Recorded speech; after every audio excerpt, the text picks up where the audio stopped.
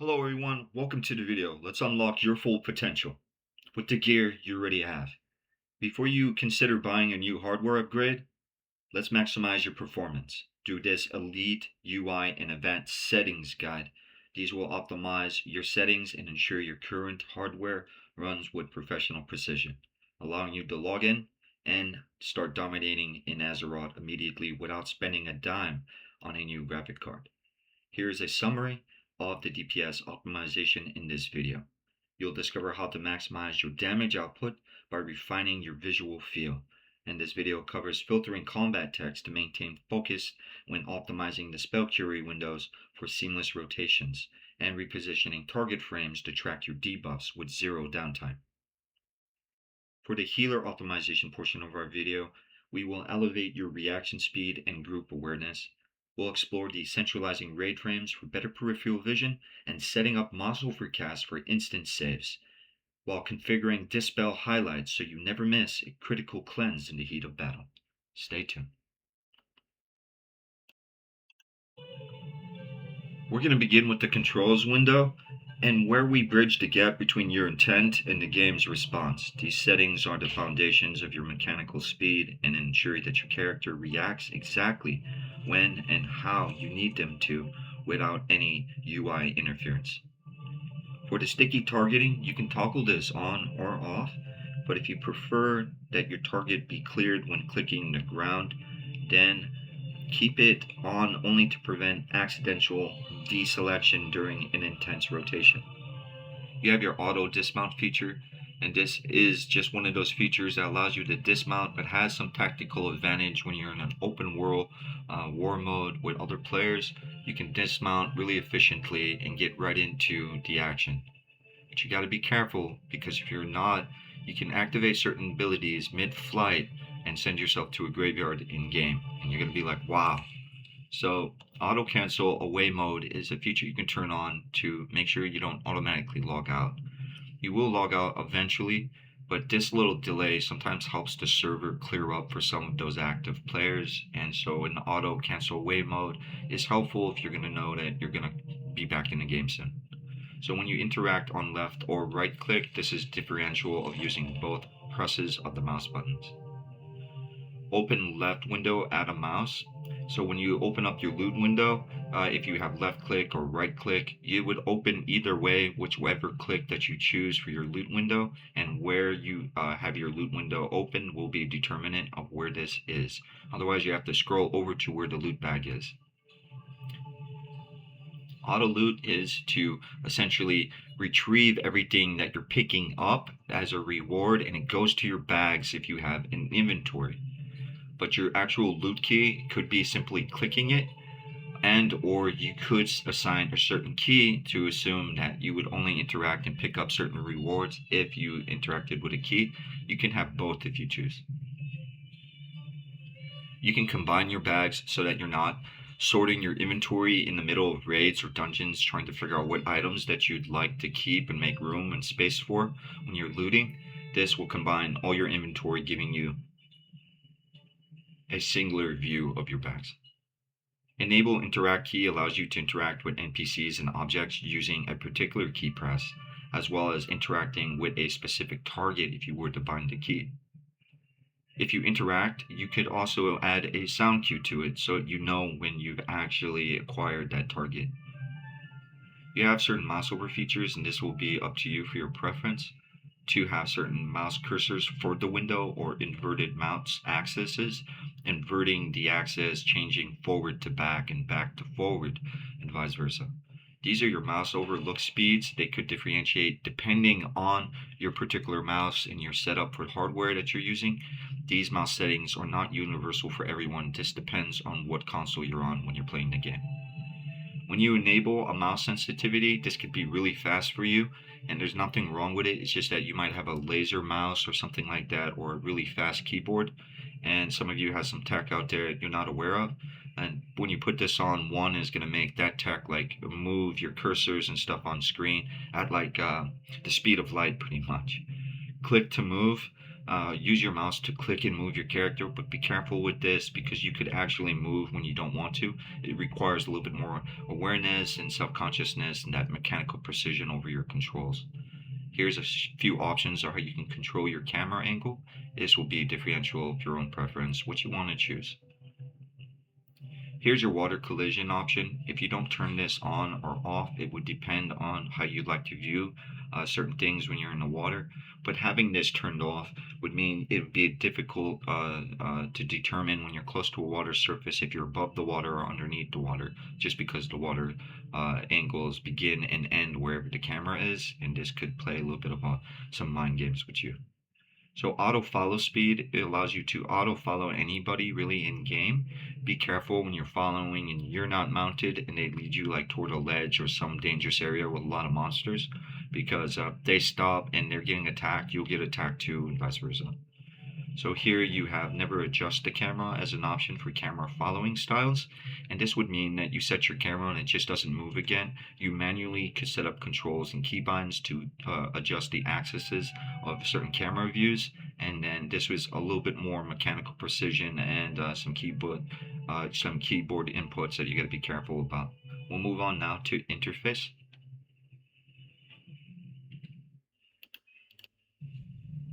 And next up, we're moving to the interface window, the nerve center of your information flow.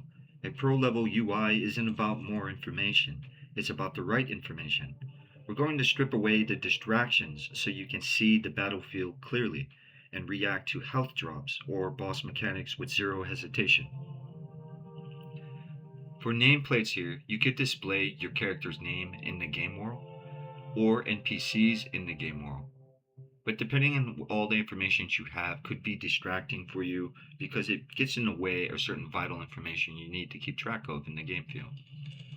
Such as maybe critter companions could be something you'd like to toggle on and off for information that you don't see in the overworld, or unless that you're looking for specific pets or companions at that time.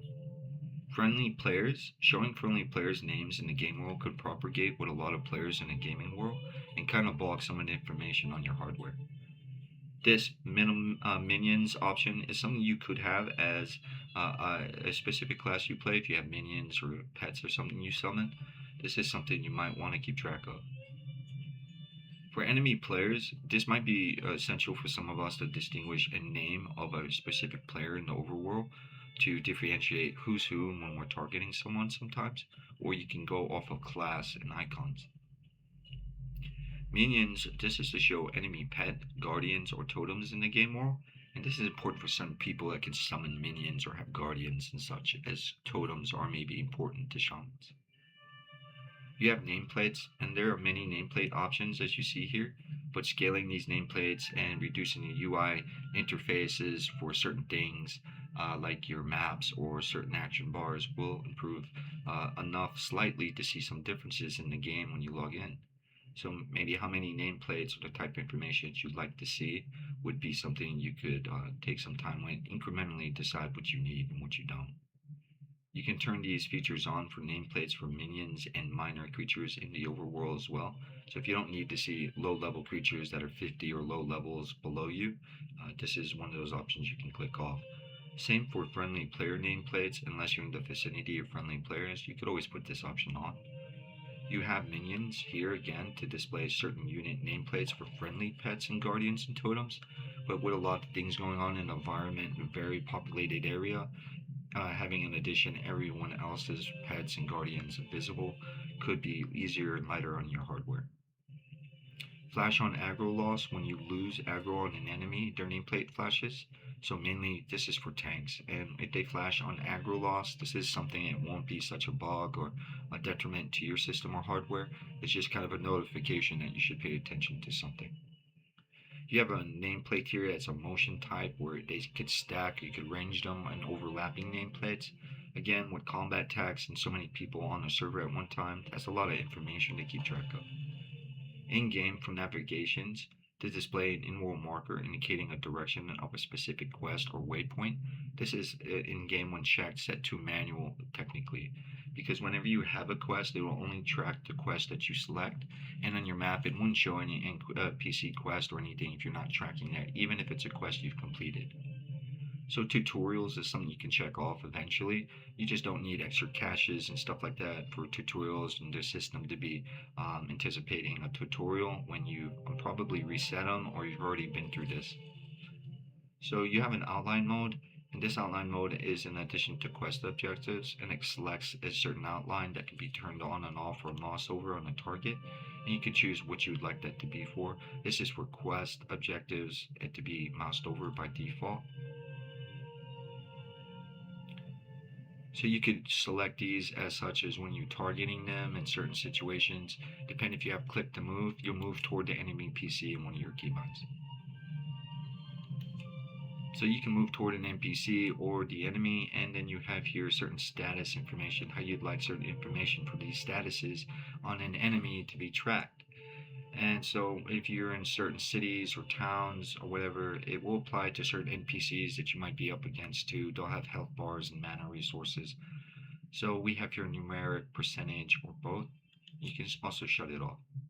Chat bubbles appear over the head or nearby the player when they're moving. This is anything they type in general or any chat that they want you to see publicly. These will be messages if like you're in an instance group and you're all in the instance group. You might be communicating, but chat bubbles can kind of slow down your system's performance trying to figure out all this information with combat text and multiple scrolling texts and stuff. So replacing player frame portraits with enemy unit frames, or such as like class icons, is easy to distinguish who you're up against. When you replace a frame portrait here, you could replace even your own frame portrait with a player icon like this. And so that's what my player icon would be. You can show the quest of Warband's completed quest. These are quests that sometimes do not give you another reward for completing the same quest that is given credit to in your Warband. And your Warband represents every character that you might have, say, in a modern playthrough of classic World of Warcraft. Before you start the game, you select some characters. And if any of those main characters you'd had in Classic, if you're playing with certain roster in Classic or Modern, would depend. And what you're doing now is just checking it off or on to show quests you've already done, so you don't repeat something you expect a reward for that you've already collected.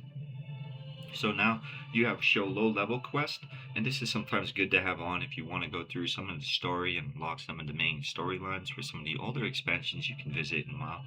And this will also allow you to see some low level quest lines that maybe lead to some lore, maybe even some rewards like some tours and some things in game. For displaying incoming heals, you could display these incoming heals as on a particular party member. So it displays the heals on your party members. This is useful for healers, it's recommended. If you display power bars, displaying the power bars of your party members is also essential for some situations in PvP, or maybe even from the aspect of not only DPS but as well as for healers to understand when maybe they'll know that they're going to need to reposition after they're on long CD cooldowns or they're low on resources like mana or health points. You can enable these options once you've interacted with the other, which is to display only a power bar for a healer, being able to designate who the healers are. But I do recommend you want to see power bars for everybody so that you know when that other situation arises when you're in, say, arena or war mode, when they have any ability to use a skill that they might need. So you display a red outline if a player has aggro on this display, and when this happens, essentially the outline lets you know who has aggro. This is useful for DPS to have on sometimes. So if a player has the aggro, I could see this, but usually on DPS you're going to get a lot of notifications that you're going to display aggro. So you're usually on the front lines to begin with. So I would maybe check this off, just make it a little easier for your system to distinguish messages giving priority to others. You could display class colors, and if unchecked it will go to default role class color, but here you could kind of customize some colors later on in the settings. Display pets. This is for summon pets of your raid or party members, and there will be a lot of them depending on what classes that you sign up to your groups or for your runs. This is an option if you'd like to check it on or off. You have here highlighting the main tank and secondary tank in your party from the beginning. This is a nice feature to have just to distinguish them from the very start. As DPS, we want to know where our tanks are and our healers are, and this is good for everybody to know what their tanks are and assisted will be. This is to show debuffs and display any debuffs on your party members. So this is specifically for your party, and there may be a ton of debuffs on everybody at one given time. This is a little easier if you're running off an integrated graphics card if you don't have something like that to shut off. You could display only dispellable debuffs on yourself and or on your party members. Here it is something of a feature that really doesn't affect your performance. You could display that if you'd like, but I kind of know what's happening sometimes. So here in game you have display health text, and this will be the types of health text shown in raid frames. These raid frames fluctuate a lot, and for DPS, we're not really able to heal anybody in most situations. We maybe can get an assist off or support, but we can't maintain healing like a pure healer can. So maybe health loss or percentage is easier for you to read, or health remaining.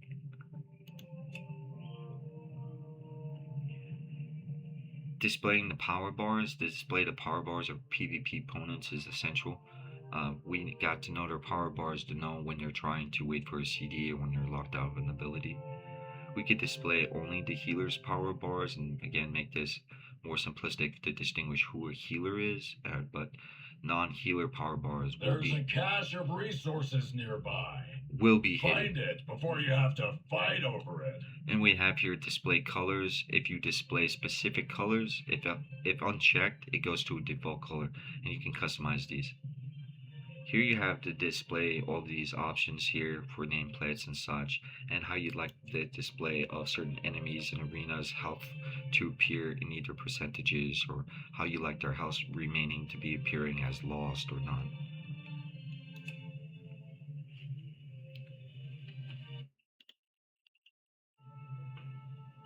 We're diving into action bar optimization to eliminate visual noise. By toggling off unnecessary bars or setting them to disappear in combat, you keep your screen clear for boss mechanics, while keeping your keybinds active and responsive. We're going to clear some perspective and enable only the bars you need for cooldown tracking to maximize your view of the battlefield. And hide always on bars is an option. To use the always show buttons to toggle to hide empty slots, or creating a sleeker, more pro level look. Here's some combat focus tips. Reducing bar clutter ensures you focus on enemy movement and health bars rather than static icons you already have memorized.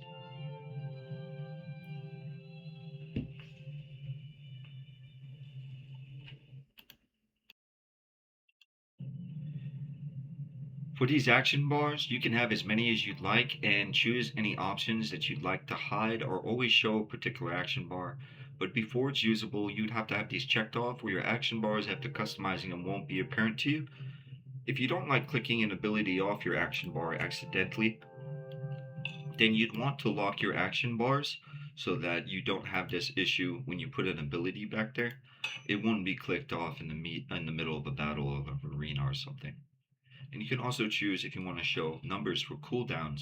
If you want the cooldown to show on that ability for any of your action bars, select this option.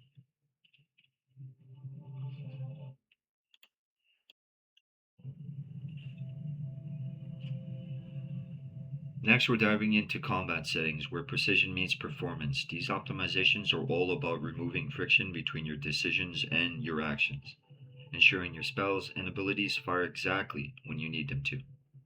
By streamlining how you interact with targets, you can stay focused on the fight and react with better target acquisition at a professional level speed. Here's an optimization summary of what we're about to go over. In this section covers the essential toggles for high stakes gameplay. We'll look at mouse over casting to eliminate unnecessary clicking, self-cast behaviors to keep you focused on the enemy, and scrolling combat text adjustments to clear your screen of distracting numbers. For targeting efficiency, we'll fine-tune how you lock on to enemies and allies. And response timing will set up your UI to reflect real-time combat statuses. This is a personal resource of your health points and your mana. You can relocate your health and your mana with hide health and mana bars underneath your character. You can show special resources below your character, for example, or above certain enemies, or below them. You can show friendly buffs under your character that other players in your group and party have given you. You could show personal cooldowns for important spells under your character, recommended for most. Here's a self-highlight to make it easier to see your character in the background and be able to distinguish yourself in even a massive pool. You can add circles, outlines, and even an icon. Here's a silhouette when obscured by an object behind or in front of an object that you wouldn't see your character from. You will be given a silhouette, a shadow, which will be outlined, showing you where you stand in your environment. This is an important feature of target, which displays the target of who you're focusing. If you do this, in Arena, this is useful for healers to keep track of not only their tanks and certain DPS, but for an Arena, you would know who your teammate is focusing and what their focus was in terms of their mana and resource or any refreshes that they have for buffs or debuffs. You'll be able to see that information. This is an option to do not flash screen at a low health, so this doesn't give you a notification when your health is low. This is the loss of control alerts, which shows an alert in the middle of your screen when you lose control of your character. This is pretty easy to notice when you don't have control of your character though. And scrolling combat text for stealth. Checking this will enable additional combat messages to appear in a playfield. This is maybe not always necessary and could be easier for your hardware. Mousing over cast once enabled, mousing over a unit frame and being able to cast over them is key and an efficiency to healing. This will allow you to mouse over anybody's portrait in a group raid or even a target with a mouse over of a focus frame. You'll be able to get a heal off instantly. You have some proficiency in healing, and you could also designate certain keys for presses, like auto key presses and or automatically cast something if it's available. You could also, for self-cast, choose a specific control key or shift or alt to designate your self-cast. You have a focus cast key, and this will go to a focus that you have when you're acquiring a target. You have your group, your party, your raid frames, your target, and then a focus cast where you can cast this specifically on your focused target. This is empowered spells, and or when you hold and release and or press and tap the button, you have an option to activate that empowered spell input. Here is a spell alert opacity, but regardless of the opacity you really turn this down to, the message is usually still visible to some degree. You also have press and hold casting here, which is, if enabled, allows the player to press and hold a key to continually cast a spell on an action bar that they have it equipped on without having to repeatedly press that button again to activate it.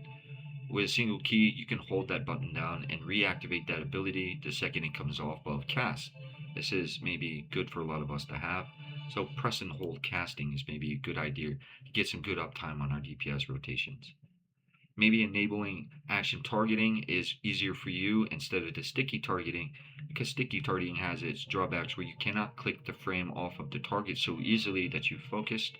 So here, a targeting system that dynamically targets enemies based on where your character is looking in game and the position of the proximity of how close a target is to you gets priority.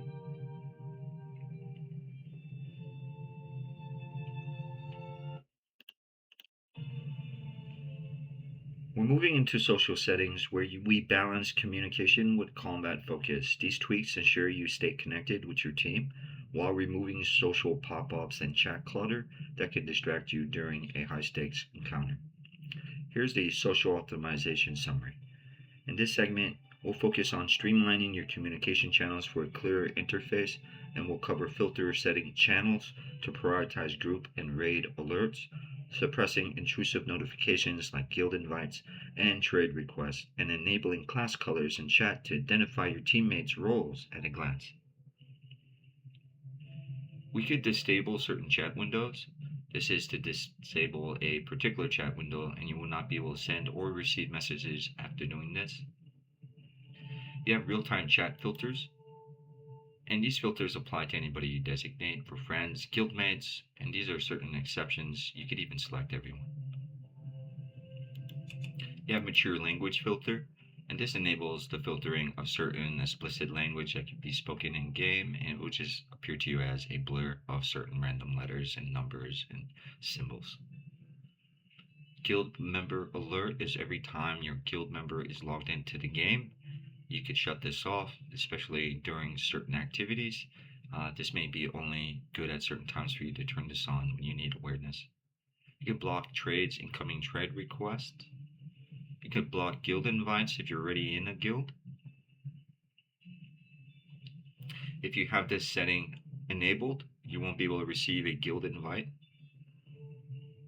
This is block neighborhood invites. If you get a neighborhood invite, you will be relocated. So this is an option maybe you just want to toggle and to discuss with somebody first in case you don't accidentally accept the invite that you wasn't expecting. You could restrict certain calendar invites in game with guild members that can set up certain activities, and block certain chat channels for invites so that you can block all incoming chat channel invites in general when you don't need to anticipate these things happen when you're trying to focus in game on something. When you display a Blizzard message, here it allows them to send you, displays a Blizzard message, a real ID or battle tag that a friend comes online. It works the same for Blizzard where they could send you a toast notification in game. We'll get to that in a moment. Displays a Blizzard message when a real ID or battle tag friend goes offline, and these are one of your social statuses online. If you actually have a personal friend you invited to be your personal friend on, being able to hang out with them in a different way you do with your guild. These are the statuses for your personal friends and list. This is your broadcast for updates, displaying that Blizzard message when a real ID or battle tag friend updates their broadcasts. You also here have choose when you can see a current in-game location and social menu.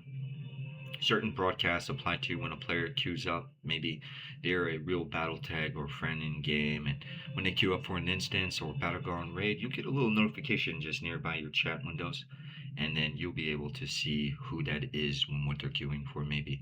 So you get broadcast updates, and your local visibility will depend on who you're running, maybe a quest with or where you're at in the world. If you're trying to find each other, your local visibility is here to friends, allies, or even guildmates. So that's your location visibility, as well as real ID and battle tag. This battle tag friend allows them to distinguish and receive ID or battle tags for friends requests. With your location visibility, you can pull up a map and you'll be able to see where that player is if they have certain options and you're trying to view them. Accept a quick join request is so if you have somebody as a party or group leader that's trying to invite you, if they're queued up, then when you accept the group invite and you're in the group, for being part of that group, you'll get automatically queued up for whatever instance that the group has chosen. You don't have to do any confirmations and go through any menus to be a part of it. When the instance is available, you will all be in the same dungeon or raid together. This is a chat style, and this is totally up to you. Don't think this really is going to affect too much of your system performance. So if you want IM style or classic style, you have here for new whisper window, making it a little bit easier for you to sort out who's sending you a personal message. So if they're trying to direct message you with that DM, you can get that in a separate window. Sometimes you'll lose messages in general chat if there's just too much information if you have so many combat logs. This is the variant of which you can choose a certain time and how to differentiate your time. This is just the denominations of time, the sequences of how you read a specific time digit, that's all. And right here you could reset chat positions. Once you do this, well, you reset every chat position you may have customized.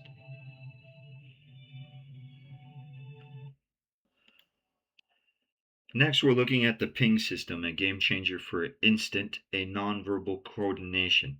This tool allows you to call out targets, hazards, and objects with a single click, keeping your focus on the fight rather than the chat box. Here's the ping system optimization summary. This section covers how to turn the ping system into a professional communication tool. We'll explore customizing the ping wheel for rapid access to attack and warning commands, setting up individual keybinds for high priority alerts with interrupts, and integrating pings into macros so you can mark your targets and cast abilities simultaneously. visual clarities to ensure ping appears on your world map and frames for maximum visibility, and the coordination of speed to reduce the time it takes to direct your team in a chaotic arena or mystic pool.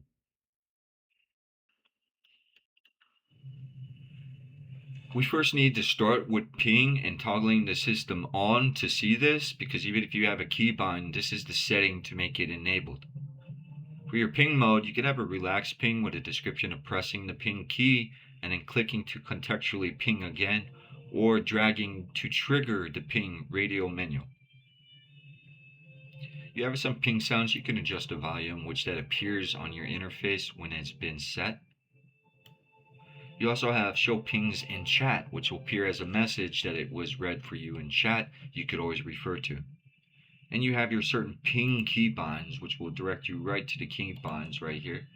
And these ping keybinds will allow you to set up attacks, warnings, or even on my way messages to assist the player with a certain key press.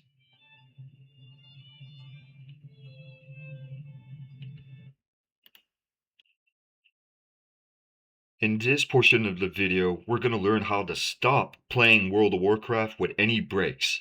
Right now, your game is likely stuck on a default delay. Here's what I mean by that. For years, it's been making your character feel sluggish and slow, so we're going to fix that today instantly. By changing your spell queue window to appropriate setting I will help you determine, we'll create a high-speed handshake between your keyboard inputs and the server. Instead of waiting for one spell to finish before starting the next, your spells will now chain together with zero dead time. It's like switching from something super laggy to a pro tier setup. Your rotations feel snappier, and you do climb the DPS ladder boards. And you finally start playing at the actual true speed of your connection. Before we start, in just a moment, I'll walk you through these commands and show you how to set them. But this is how and why it works. In World of Warcraft, there is a default setting that uses 400 milliseconds as a delay by default, which is way too slow for modern internet. So since your latency, for example, would be 60 milliseconds, we would add 100 millisecond buffer to create a perfect handshake with the server. This ensures your next spell is already queued and ready to fire the millisecond your current one ends, removing any dead time between the cast.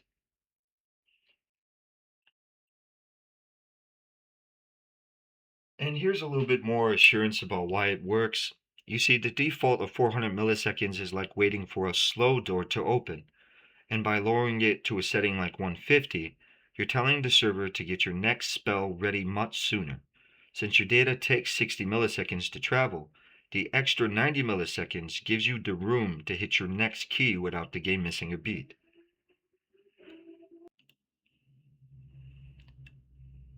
So since we determine our world latency, and we know that our world latency is between 40 milliseconds and 70 milliseconds, we could safely add 100 millisecond buffer to this. And the way we do that is we go to general settings once we determine our hardware specs and we know what we're looking for. And we're going to type in a command here. We're going to begin with the first command to apply the speed boost. And this is going to begin with a / and a lowercase word console. We're then going to do one space and begin with the capital letter S, P, lowercase e, L, L, Q, U, E, U, E, W, I, N, D, O, W. And this is the Lua language. Remember, / lowercase console, capital letter S, and the rest of the phrase for spell query window in Lua language is in lowercase except for the initial S. And we're going to want to do one more thing. So whatever your buff would like to be, whatever your latency is, this is how you determine it. So my frame rates and everything like this is going to play a difference. It's going to mean a difference of a factor in these settings. And once we know what it should be, we're between 40 and 70 milliseconds. So a 100 millisecond buffer is ideal for us. We're going to set this to 150. And the reason we don't set it to 160 is this 150 gives us even a little bit extra buffer room, and this is a golden ratio, a standard for us, because there's not really going to be much of a noticeable difference that we can't even feel at 160. So we're just going to make sure we set it at 150. And this is for you if you're between 40 and 70 milliseconds. This is what you would set it to, 150. So now you determined your world latency, you added a 100 millisecond buffer, and you're giving yourself a little bit of room, and we're going to click enter. Now once we've done this, we know we've done it properly because now we don't see any message on screen. But to really ensure that we want to verify it's worked, we have one more command. We're going to go right back to the general chat, and we're going to start again with a / and the word lowercase run, followed by one space and the word print. And from here on, there's not going to be any more spacing.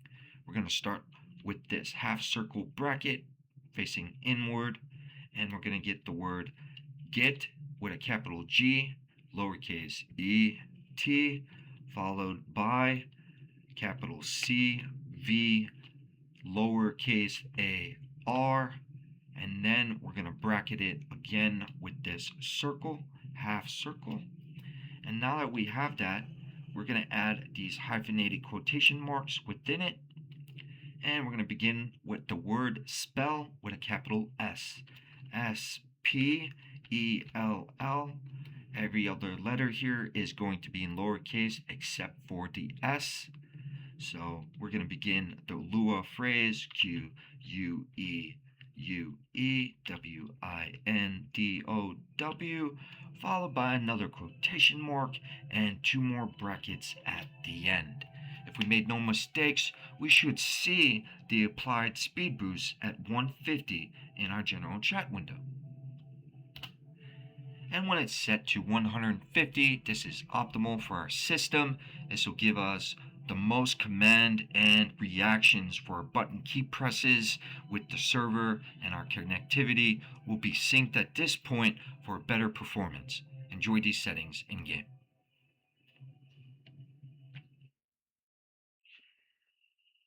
For top tier players, clicking is the death sentence, because pros move their most important spells to keys like Q, E, R, F, and 1 through 5, because they're all positioned centrally around an area that keeps their hands centered on movement keys, allowing us and allowing them to dodge mechanics while executing a perfect rotation. It's all about building muscle memory, so if you don't have to look at your bars, your fingers will know where to go. And for new players, this is efficiency over clicking. If you're new, the biggest jump in skill comes from moving away from your mouse for spells and to start small. Build your main attack to 1 and your interrupt to something like F, for example.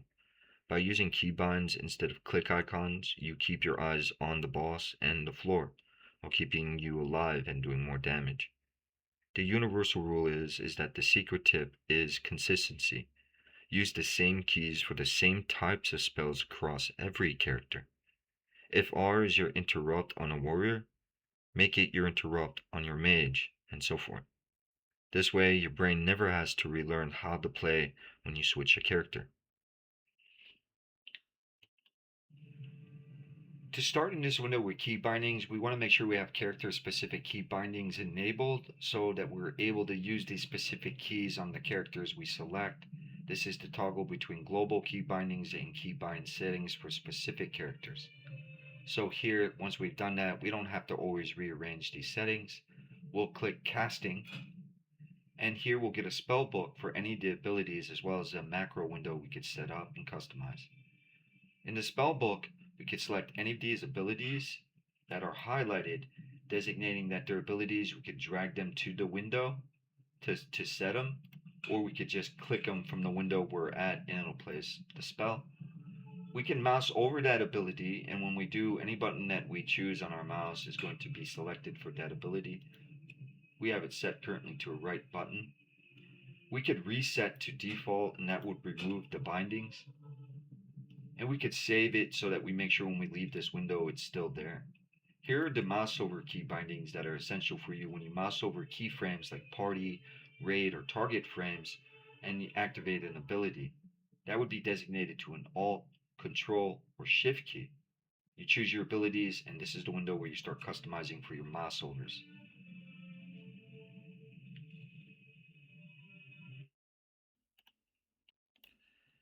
And we are in the Key Bindings Interface panel, and we see here a toggle menu. And for any of the menus that you have in game, virtually everything from opening bags, toggling certain character pans for your reputations and currency frame, your spell books and professions, talents, your pet spell books, toggling quests, world objectives, housing dashboard, your toggle zone maps, your mini maps, as well as anything you need to toggle for guild and communities, toggling social interaction pans. Resources in the area. You Get can ready to grab them. you can toggle text to speech here with key binds. You have the toggle group finder menus, PvP, windows where you can queue up, even for dungeons and raids. You can toggle your collections, pet journals, mount journals, and anything else in the game that there's a menu for. You can even toggle your adventure guide and a single button press for your garrison report.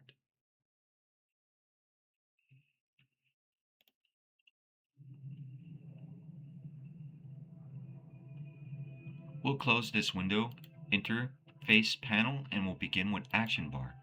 Action bar is a little bit unique than the rest of the action bars because you have a couple of unique action bars you can customize, such as an extra action bar button, which allows you to interact in certain quests with certain things you're doing in that scenario. With otherwise not having any action bar settings, you don't get to see how you interact with certain portals or you continue in the quest. You have special action bars you can assign. They work much like the others, but these are designated and they're made for special things that you feel are important for you to assign to them. You also have designation for separate pet action bars. So some of you who have use of pets, you can put their actions up here. You also have action pages that you can dedicate to full list of actions and previous action bars, ways to go to next action bars and scroll them. You can also do this manually on the side of your action bars. This is a self-toggle, self-cast toggle feature and action bar locks. To toggle on and off an action bar lock. These are features you might want to consider.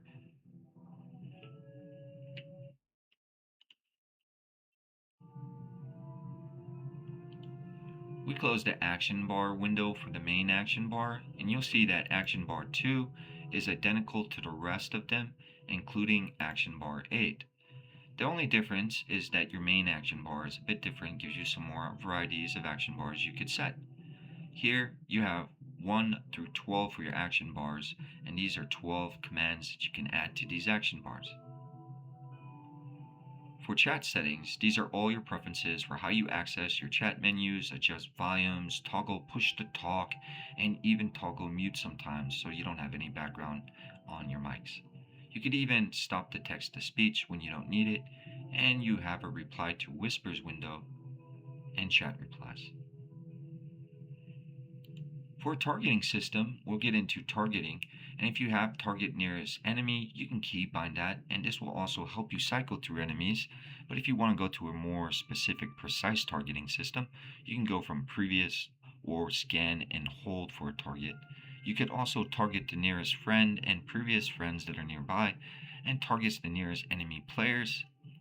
You could also self-target, and here this target button from any of your main party members. You create frames for, such as target party pets even from 1 to 4, and even target arena enemies in 2v2s or 3v3s. This will give you a way to select somebody on the menu really efficiently. And here you could show friendly nameplates or show all nameplates, which is a determination of how clean you want to keep your UI. You can interact with mouse overs here and set your keybinds for your mouse overs right here. This is your interact with target, and you have some assist, attack, start attacking, focus target, and target focus keys here you can get specifically. There's a way to turn these settings to be auto and display when you need them in combat. Just follow the guide. And on target current talker, this is anybody speaking with dialogue in game. It will designate them for you to be able to be saw and spot out in your background. You can assign skulls in this targeting system, or even squares, crosses, diamonds to designate certain targets so they're easily more distinguishable from their background.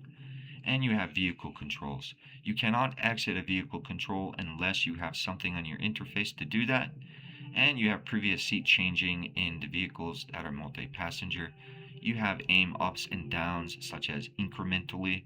And when you choose one of these will be important to your questing. You may not be able to interact with certain objects or to fulfill certain requests in your task for those quest lines if you don't have something to interact with in particular missions.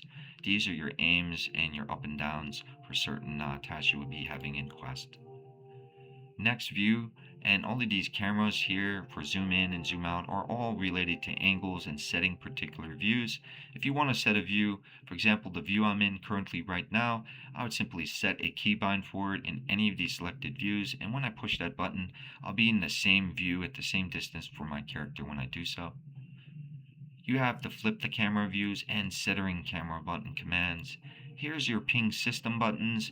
This is where you can designate a single ping and or you can activate an ability like we demonstrated a minute ago with the attack and the ping simultaneously. You can add messages to those pings. So whatever you want to assign here, you can add an attack, warning, on my way, or an assist message to your keybinds. For housing features, we have early housing in World of Warcraft actually, and now that we have this feature, we can access every decorating mode feature we have, option setting in game. We can view every aspect of decorating in here and set a keybind for it, how we move objects and even rotate objects. This could be done with moving cameras even, and your certain camera angles for zooming in or zooming out or particular for your house. You have your miscellaneous settings, and there are a couple of useful settings in here. For one, you can stop casting or stop attacking with a keybind. You have a useful dismount feature here if you're confused about how to dismount from your own. This is what you need to do is to select the button to make it easier, just like when exiting vehicles and hitching a ride with other players in game. You do want a dismount or exit vehicle feature. And map zoomings and outs, you can toggle these to whatever you'd like them to be. And you have your toggle sound settings here, as well as your volume controls, toggle user interfaces, and screenshots for your easy screen saves of anything you're doing in the game. You also have item comparison cycles and graphic setting menus. You could toggle for self highlights on and off, as well as a windowed feature. For some of you who are unable to exit the application, may need to go back to your desktop, but if you can't do that, just set a keybind here and it'll put you in a windowed mode and you can easily exit the World of Warcraft or Battle.net application, get back to your desktop.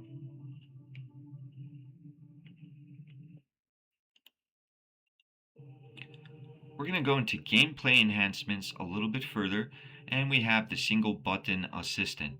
Let's explain what this does in depth just a little bit more. When we look at the view book, we see here that we have a single button assistant, but the single button assistant has a drawback.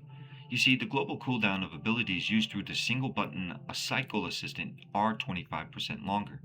And this will have some conflicts with your haste and even your settings in game because it will be delayed by 25% on that global cooldown for that cycle for that ability to be refreshed. Where otherwise casting damaging abilities for use in combat and rotating through them, this will choose and prioritize the ability that's available first.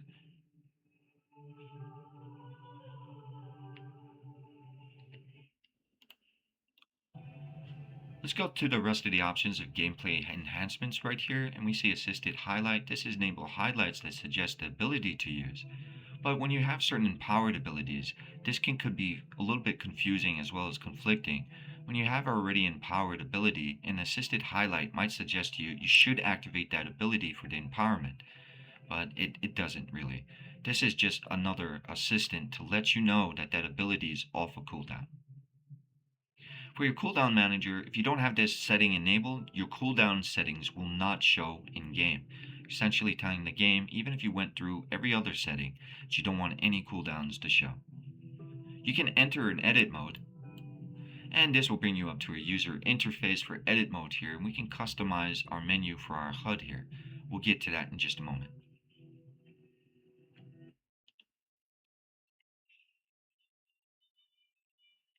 So let's dive a little deeper into the cooldown manager, making sure that we enabled the cooldown manager. And we know what edit mode does. We'll come back to that in just a moment so we can go through the tutorial for editing your HUD displays. But in the advanced cooldown settings, this is what we need to click. And now that we've done that, we could see some of the cooldown settings we've set up here. The essential cooldowns, utilities, and anything we didn't want to display we put at the bottom. Here's how you interact with the window. You could show any of the unlearned abilities for any specializations you're currently not spec'd in, or you could toggle those off. You could reset all of these icons to a default and start over. And you have an options menu here. When you click an options menu, you get this menu. It brings you right back to the gameplay enhancements. So we'll go right into advanced cooldown settings. And when we do that, we also have a edit mode button, and that takes us to the previous window. So before we do that, let's not go back there just yet and set up our cooldowns. From this window, you can drag and click any icon for any of the abilities you see, and this changes the position and order depending on how you sequence them. I've designated an area here a little bit more specifically for some abilities like my anti-magic shields and my certain fortified ability gives me some defense, and I get some offensive abilities with some cooldowns I could track. So once you've made your choice, you have your essential cooldowns and your utilities, and you just designate an area for those that you'd like to place. Once we get into the HUD display, you'll see how you arrange those in just a moment. For any of the track buffs, once you've selected this in your settings, you'll be able to track certain buffs that you have in-game. Here for certain abilities like Icy Talons, I get attack speeds, and you'll have unique abilities for your character as well. Display any of those that you want, and for any of the bars that you really want to track in some real good definitions, you could add these to the track bars section, and this could add cooldown timers and various information. Here you have anything not displayed, and if you don't want it displayed, you could toggle and drag these items in any order that you'd like them to be in. That's the order they appear in on your user interface. This is all essentially you need to know in order to start arranging and choosing which abilities you'd like to be tracking for your bars as well as any essential cooldowns and utilities.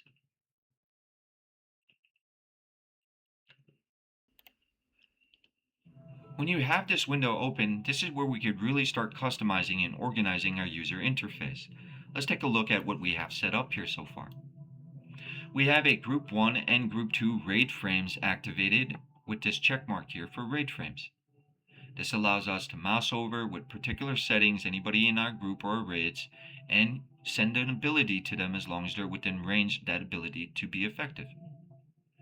We also have here on the left side of our window the party frames.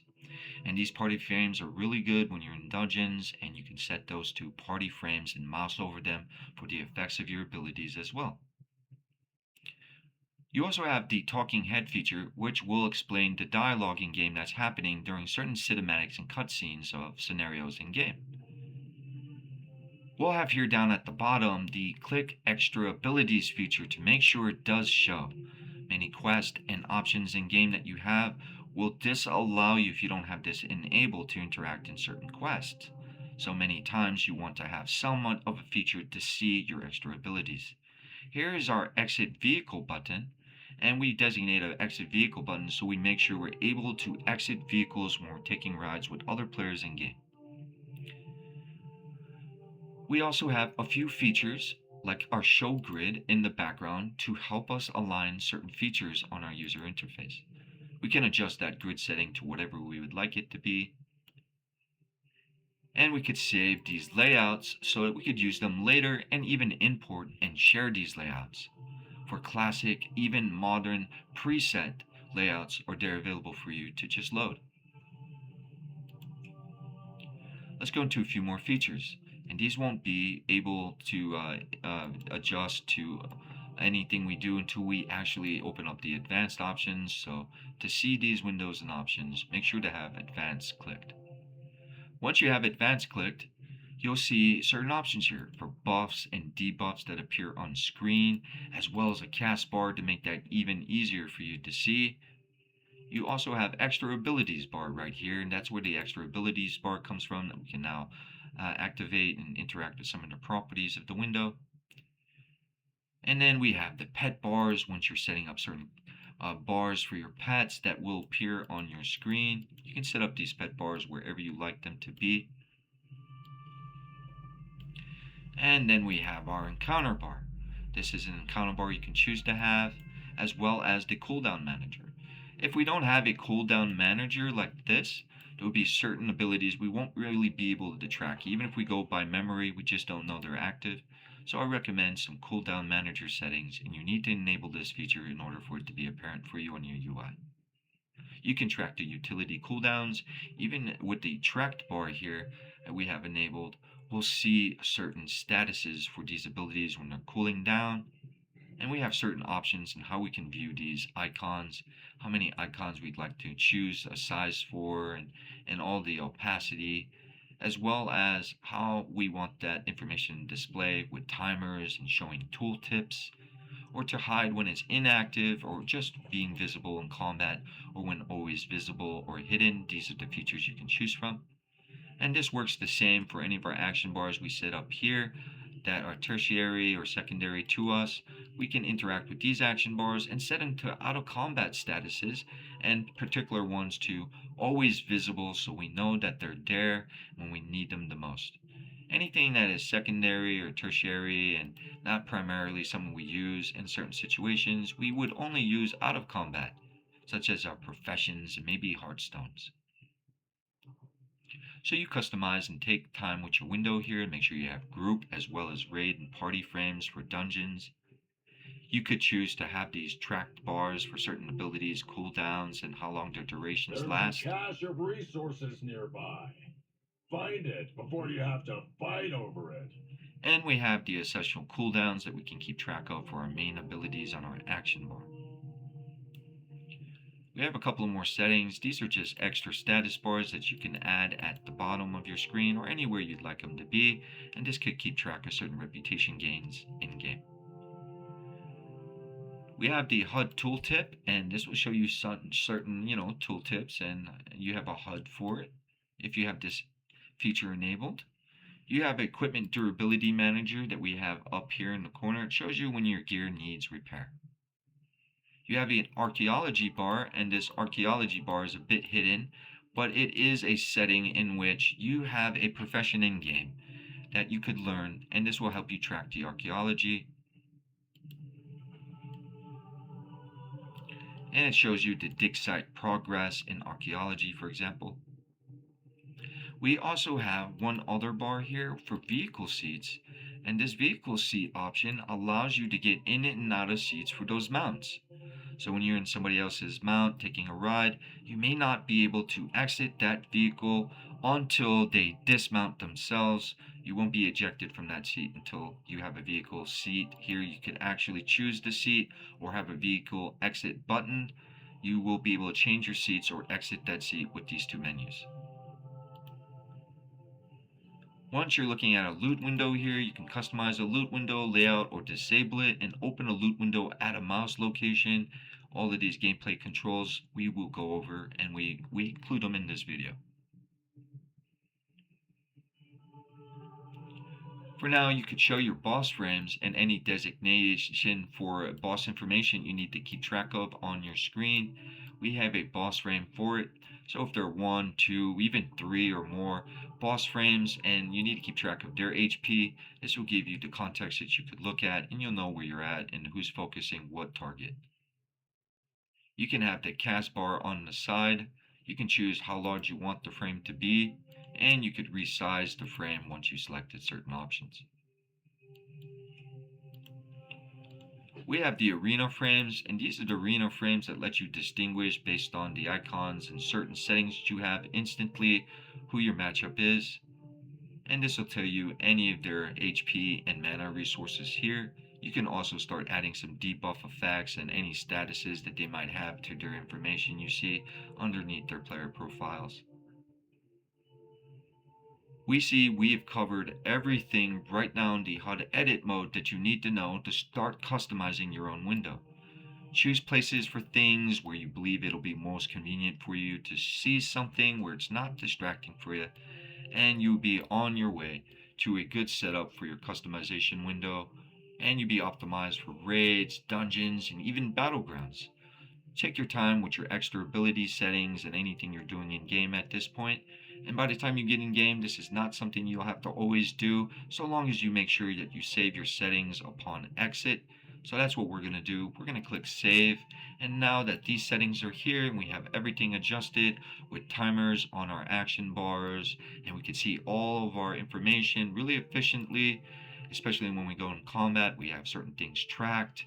We'll have exit vehicle buttons as well as extra abilities and vehicle exit buttons. Make sure we don't get trapped in any situations. You should be good to go. Take your time with this window. Have fun with it.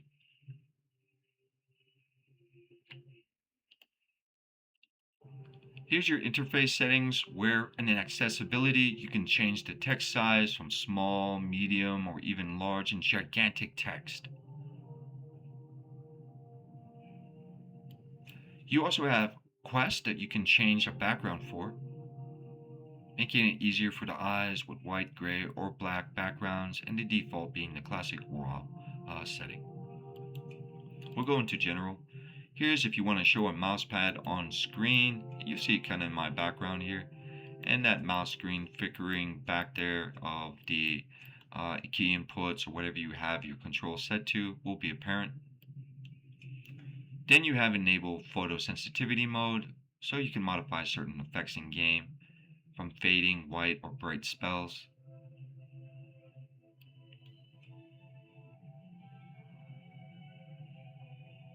You also have minimum character name sizes, so you can adjust the name portrait sizes.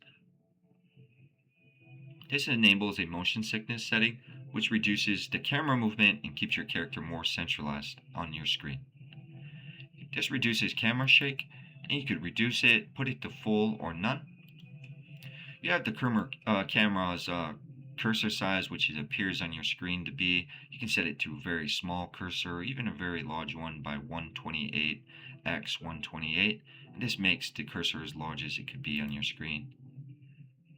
This is a self-highlight option where you can toggle a outline for your character, a circle and an outline, or all of the above with designations for icons as well. You can also disable this feature when you don't feel it's necessary.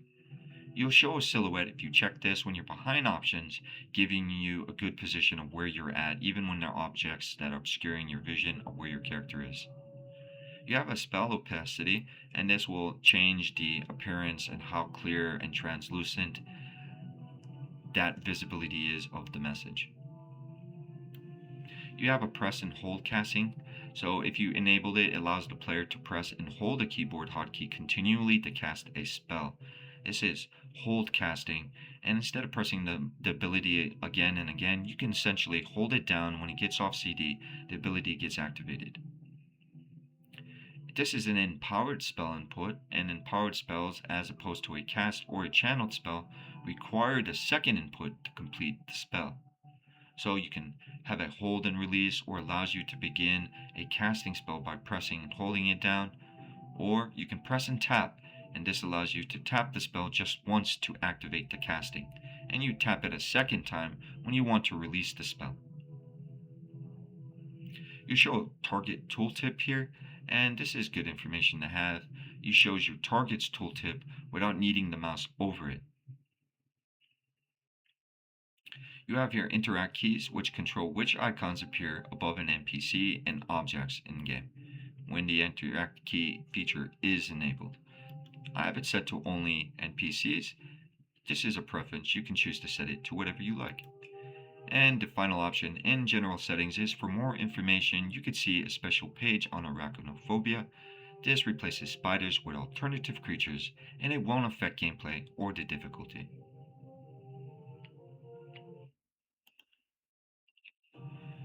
In color settings, you can enable UI colorblind modes to make it more easily readable and apparent to you what you're looking at on screen, as well as colorblind filters that will add to your visibility, and you have 3 options here. You can also set it to none, and you can adjust the strength once you choose an option from 0 to 100. You also have an item quality from poor all the way to heirloom, and even artifacts, legendary, and epic equipment. You could assign specific colors here too that are easier for you, easier for your eyes to see. In text to speech, this enables certain options to transcribe voice chat and allows the transcription on voice channel to see written text based on the words spoken. Here we'll have an option, once we've enabled these, to configure the text speech, and this reads the text out loud to you in-game. We have a speak for me in chat, and this enables typing into voice chat windows to speak to other players using the selected voice. You have a couple of voice options. You have voice 1 as well as voice 2.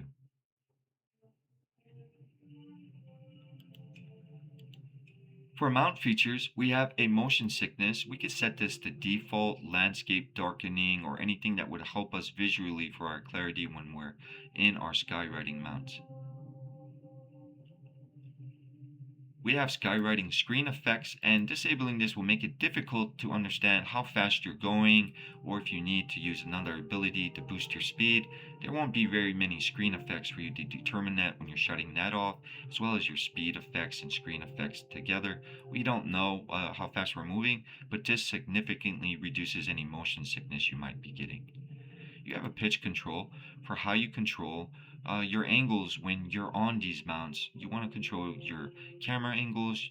This will be how you pitch backwards or forward or up or down. This is your debounce pitch. If enabled while moving, you move forward or when you move backwards to control the pitch. This setting will require that those inputs be pressed again when transitioning between a grounded and skywriting view. For your keyboard pitches and your camera view angles and the intensity of them, you can adjust any of these sliders for your turn speed and or the pitch of how you're looking at something from a bird's eye view, looking down or up for your pitch speeds. And for your subtitles, the last settings for accessibility are your cinematic subtitles, which you can enable or disable entirely. You can also choose the subtitles backgrounds message to be dark or even lighter to be more easy on the eyes. You have your background opacity, and this will determine the background, how dark or clear it is to you.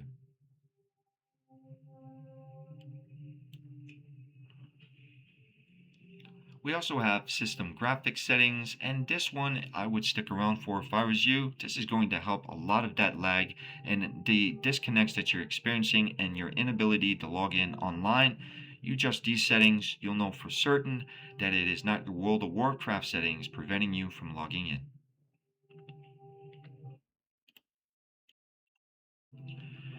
We're going to begin here in graphics, and for primary monitor, this is set to primary, but what we want for our monitor is to select anything that we know we have for sure. I have HDMI port 1 for my monitor set, and this is now going to be the designation monitor 1. That is preferable over the default primary stat when you have the ability. Your display setting here could allow you to exit applications when you're running multiple background applications that are windowed, such as websites or anything like this when you're playing a game. And when you're in windowed mode, it'd be less likely you're going to get stuck and you can revert back to your desktop. For your resolutions, you want to adjust these to match not only your TV monitor refresh rates, but your in-game refresh rates need to match. You need to sync these. So depending on your resolutions, you want this to match with your render scale as well. If you're running SSAA, it's very difficult for your GPU, and it's only recommended if you're unsatisfied with other options that are offered here. But you will need to know your hardware setup and what you're capable of with your system. Otherwise, keep it to your resolutions and your render settings being synced similarly. Your UI scale here is determined by this scale, and you can adjust the overall UI interface sizes. The vertical sync here synchronizes frame rates to some fraction of a monitor's refresh rate, so enabling this allows you to see less of the excessive screen tearing in game. Here's the low latency option. Unless your hardware is capable of it or running something specifically here listed, I would disable this. This is a lot of the reasons why you may not be able to log into the game at all. Choose your anti-aliasing techniques. This here for me works for my system and my hardware setup, and I've set it to base techniques because the next one is the CMAA option, which I've chosen.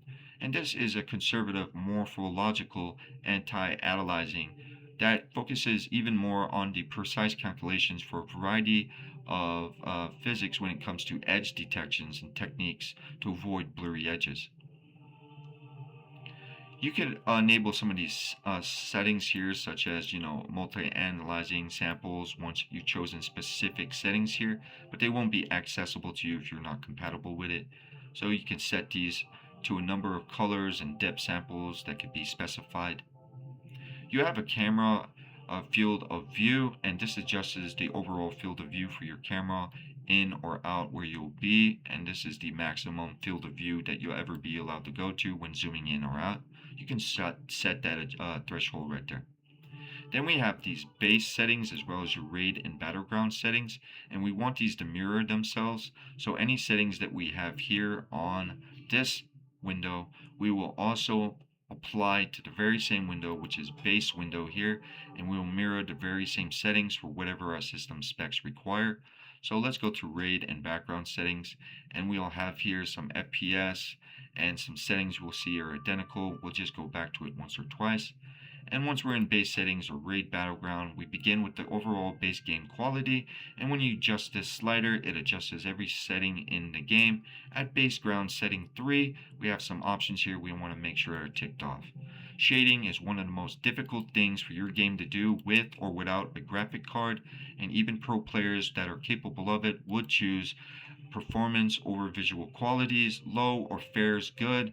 I choose to go with low because I don't really notice the difference with some settings I have. And as far as your liquid qualities, this could be very difficult for your game to impute with the shadow quality enabled too, so we turn this down to low or fair for working off of integrated graphics cards. And we have particle densities. When a particle density is set to high like this in 7, this isn't ideal for us. So let's move our base game quality to 3 and get some of the more ideal settings that we want to have available to us. Here's the low setting that I recommend, as well as the liquid detail being fed to fair where it will still look like water and have some texture, and our particle density, which is very difficult with the water, as well as the shadow qualities difficult for a computer without a dedicated graphics card. We leave this to low, and you could even consider disabling it, but I don't recommend it because some particle densities are needed in game for some visual effects and some better clarity. So you have here an SSAO. This controls the rendering quality of the advanced lighting effects in game, and decreasing this may greatly improve your performance. And when you do so, you disable it, or you choose, if you're capable of it with your hardware, to set it to Ultra, which is a very modern rig, or to low setting if you're running integrated graphics. For depths, for effects here, we could turn this off, and this controls the rendering of depth-based particle effects. Decreasing this may improve your performance, so when there's no particle depth fading or refraction, traditional sun shafts and glare. You can choose if you want good particle depth or even better with high particle depth, but based on the sun shafts and glare improvements that you want to see. You could see what your hardware settings are and what you're comfortable using. For your compute effects, you can set this to low or even disable, but this controls the quality of compute-based effects such as volumetric fog and some particle effects. The computed base effects may be more expensive for older graphic cards, so if you have a graphic card, consider maybe adjusting your settings if you're experiencing some issues. I have mine set to low. And we have here for outline mode, I have it set to disabled. You can put it to good or high, but here's the reason I have it disabled. Controls when the selection outline effect is allowed. You could see an interface display panel for more options. This is okay for me to disable because I already have all the options I've chosen with my settings that I'd like to see for my UI. So for texture resolutions, this will determine the overall resolutions of textures in game for just about anything you're doing. So not only for your character, but your background and foreground environments. I set this to fair. Being at high resolution environment would require a higher resolution uh, compatible hardware you have. So if you got graphic cards and anything like that, it will depend on what you're capable of. Setting this to low or fair is pretty good. For your spell densities, this is the essential density of the particles and things you'll be seeing in game. So if you only show certain spells, your own spells are always shown here for the essential, and you could reduce any non-essential spells overall, as well as showing everything in game. This will help with your performance when there are less effects in game from other players and things happening with you and your environment that you don't have to keep track of, as well as your system doesn't have to really keep track of. It makes it better for your overall system's performance. You have here for the projected textures, anything that enables the projection of textures to backgrounds and or to your environment. Disabling this may improve your performance, but you do want to see some textures, and this will make your screen really uncomfortable to look at for your projected textures. Things just won't appear as natural. You have your view distances. You can have your distance for things that you can control for how far you see them. For a certain distance, it requires more memory and a faster processor to do. So reducing these are better for you to kind of adjust these where you want it to be. You can have environmental detail and scale this as well. To decrease it will improve your system's performance overall. And here we have the controlled densities.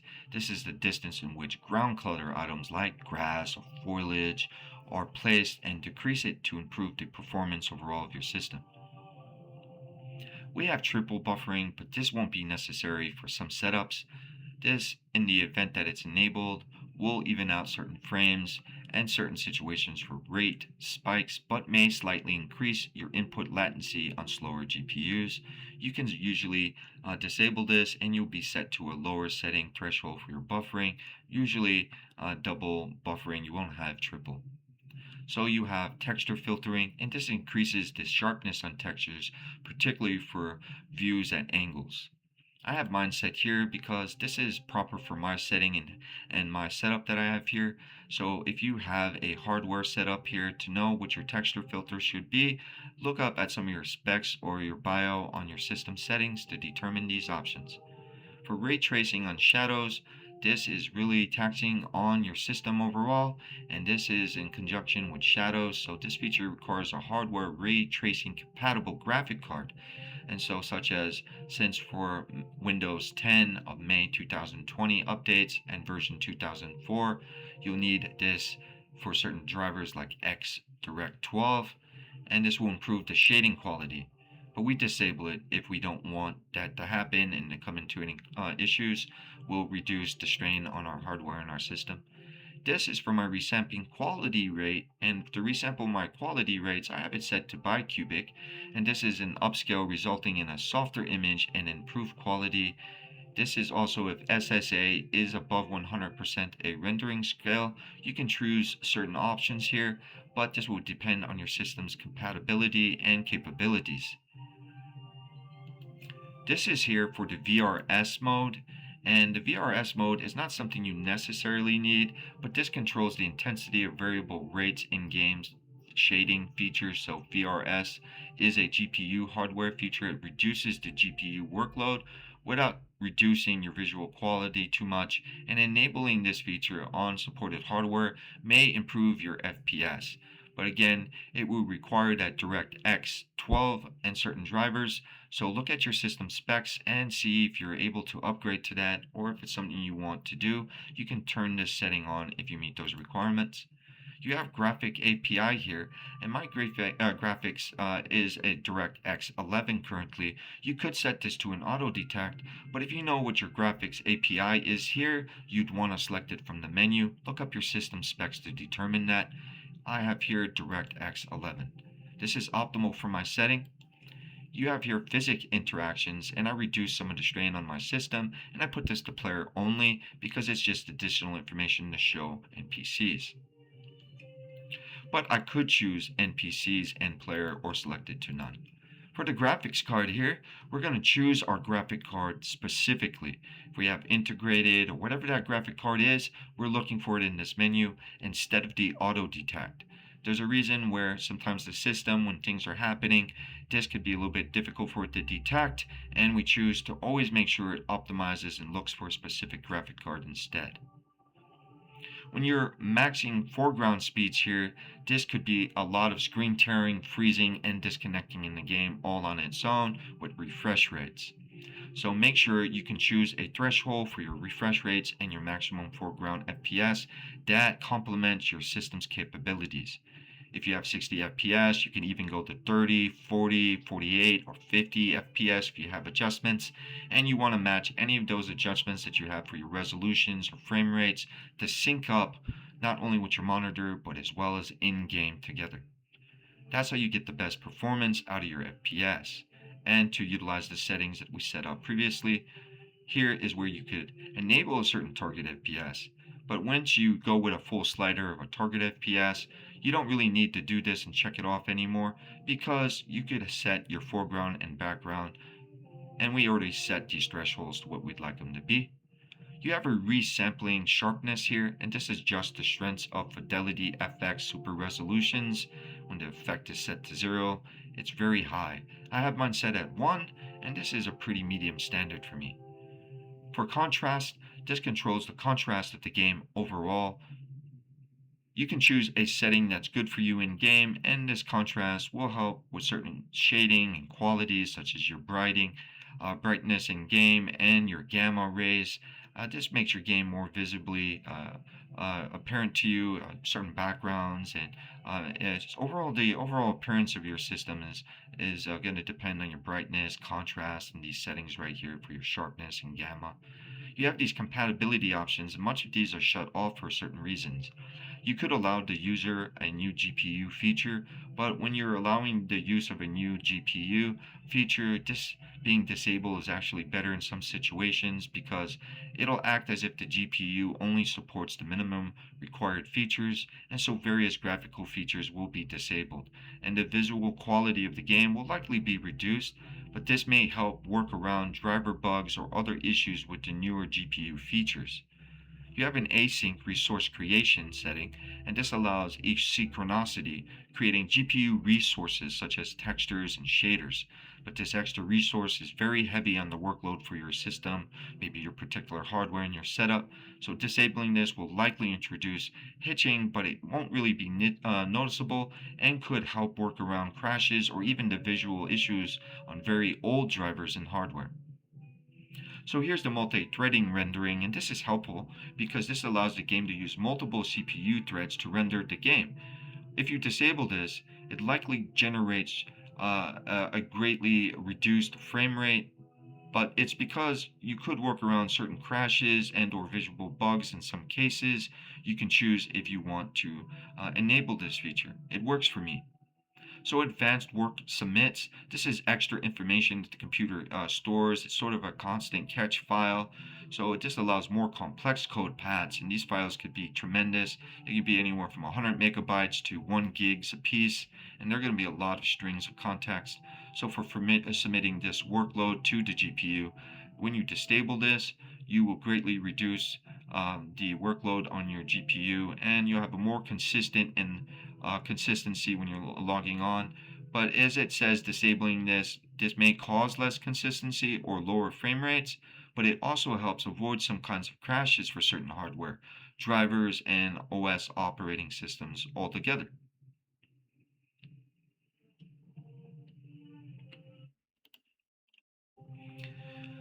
We're moving on to audio. Once you've been very careful with the graphics settings and you set up that window and you understand what your system specs and your hardware is capable of, you'll know exactly what settings you need to adjust in there and to fine tune.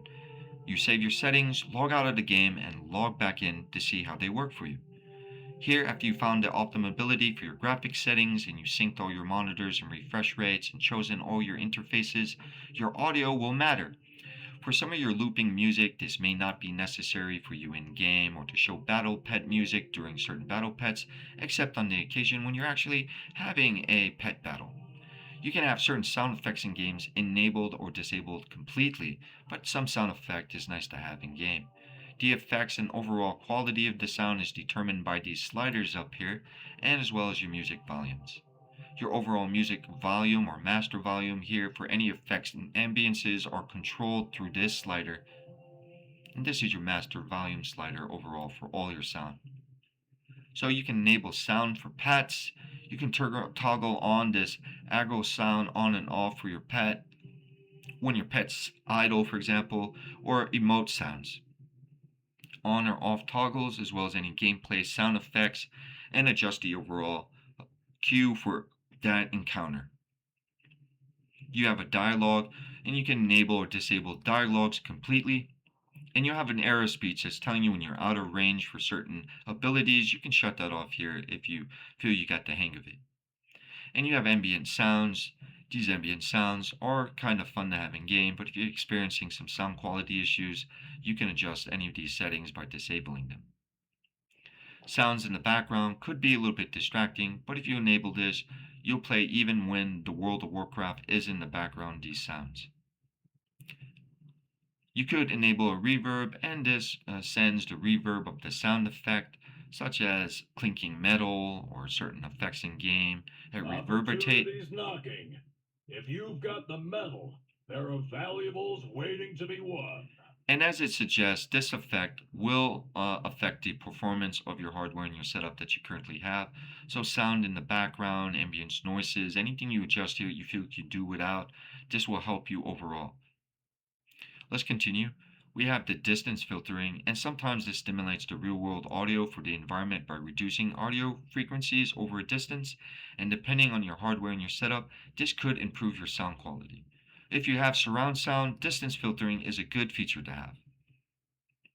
For audio quality of the overall sound channels, you can choose the number of active sound audio channels and the size of the catch file so it translates audio in real time from either 64 megabytes or larger files which are more accurate sound bits for 128 megabytes if your system's capable of it and if you have the RAM.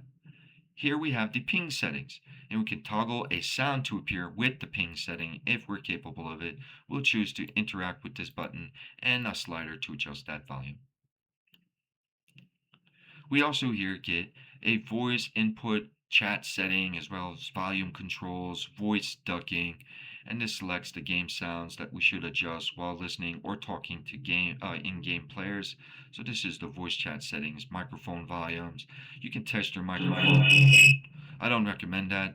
You could also go into a voice chat mode here, and when you're not doing anything like recording, you could test the microphone, you'll be okay. Otherwise, don't test the microphone while you're recording until you move your microphone away from the monitor. Also, if your microphones are too close to the monitor and you don't optimize these settings just right, you'll hear a very loud sound like we did in the microphone testing. Make sure to back up from your microphone to fix some of that static for some of your players in your group listening to your mic chat. And if you're still having issues, make sure you go to System Default here and set the correct output devices for which you like your sound to appear in, and that they don't conflict with the other screens that are capturing sound, and designate the microphone devices specifically instead of system defaults so you'll have a good setting for your output and your microphone input for your screen in-game play without them overlapping or causing any sound distorts in your in-game microphone chats. You have your push to talk settings, and just take your time to set this up any way you like. We have lastly the language settings, and once you choose a language, you get a designated audio here for the language that you've selected. You also have the network here for networks, and I optimize mine for speed. I'm more concerned with actual performance, as you may be, over the overall visual performance of the game. And depending on your hardware, after these settings, you'll hardly even recognize a visual difference in your graphics, but a better performance overall for your system. When enabling for network for speed, if you're capable of it with your internet connection, this option optimizes the network usage for speed in order to decrease the lag. This will increase your bandwidth usage, but may cause problems in some environments, and it disables this option so that you'd have help to resolve certain disconnect issues. But if you enable this, for me, if you have a high speed network connection, this will optimize it for speed and be dedicated to that and telling the game, I want all the catch files, what's happening in the game that happen in real time.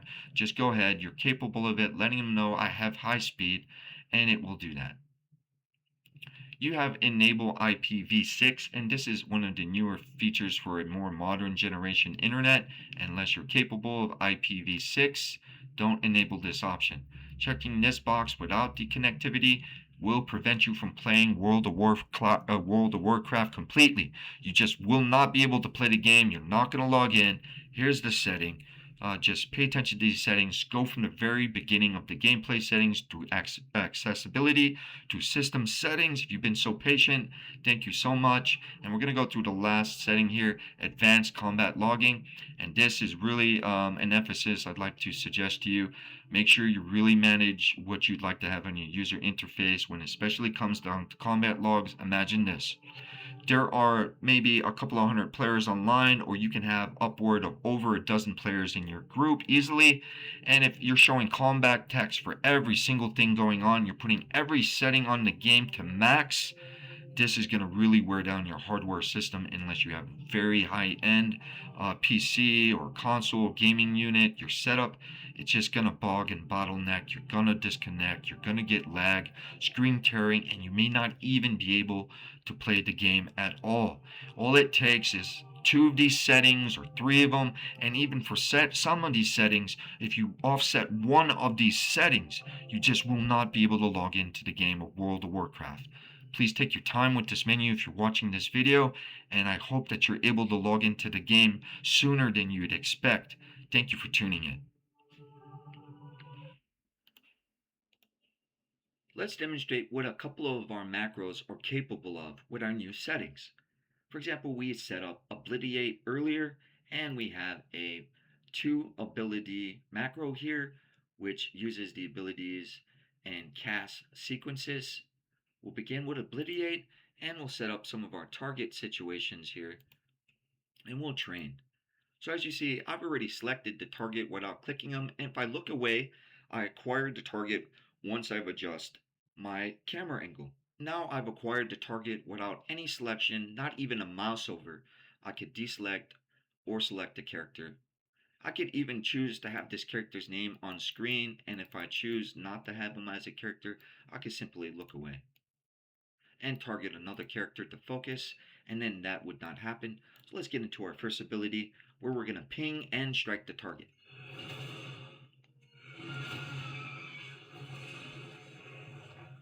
We successfully completed 2 actions at once. Let's begin with our second macro. We're going to activate the first ability, and this goes in the order in which you've named the actual skill that you're going to use.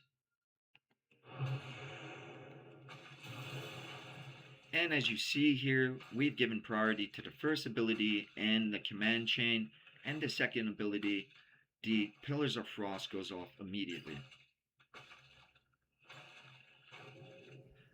With this frame here, we see all the cooldowns of our enemy target here, and we can see any buffs or effects that they have, depending if we designate that above their profile, their portrait frame here, or underneath it. That will be up to you.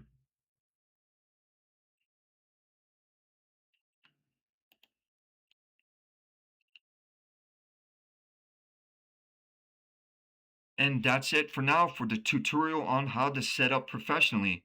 With your 150 millisecond spell queue and your custom ping macros, you're officially ready for the highest level of play. You're going to need the speed soon. February 28 is the big day for 3-day early access to World of Warcraft's Midnight expansion.